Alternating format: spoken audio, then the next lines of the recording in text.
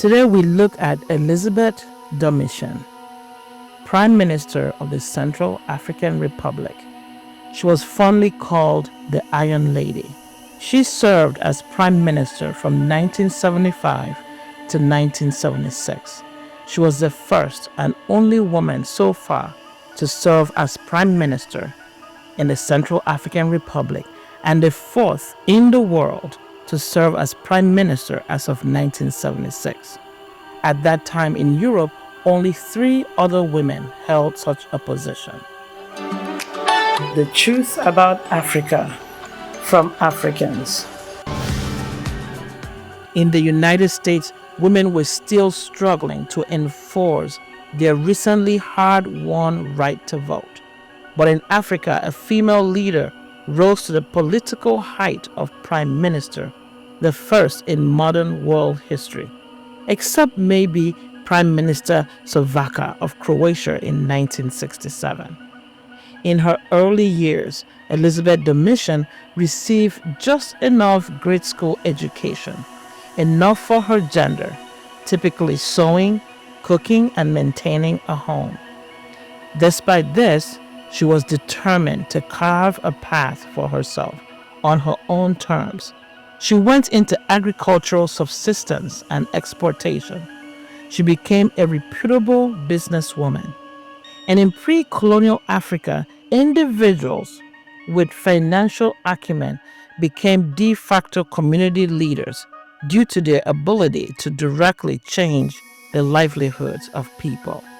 Prime Minister Domitien was one such community leader.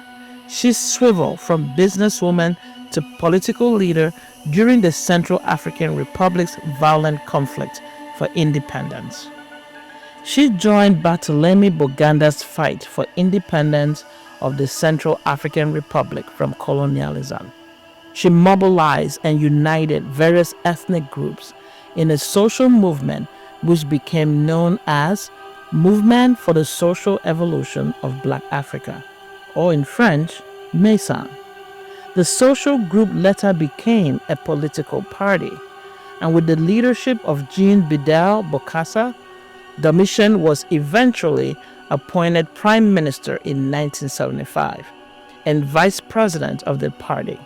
Bokassa was President. Domitien had an appreciation for agriculture and understood fully how it could empower women. Under her prime ministership, Central African Republic women thrived. Women were elected ministers for industry, finance and planning, and even the Department of Women's Issues and Commerce was initiated. Domitien appreciated democracy. Although she served as prime minister under Bokassa, a known dictator, she resolutely kicked against President Bokassa's bid to turn the country into a monarchy. This unfortunately led to her political demise. She was forced to resign as prime minister because her political views no longer lined up with President Bokassa's. By today's standard, Domitien would be considered illiterate due to the rudimentary education she received in the 1930s. She could not even speak French, which was considered the national language. She only spoke Sango.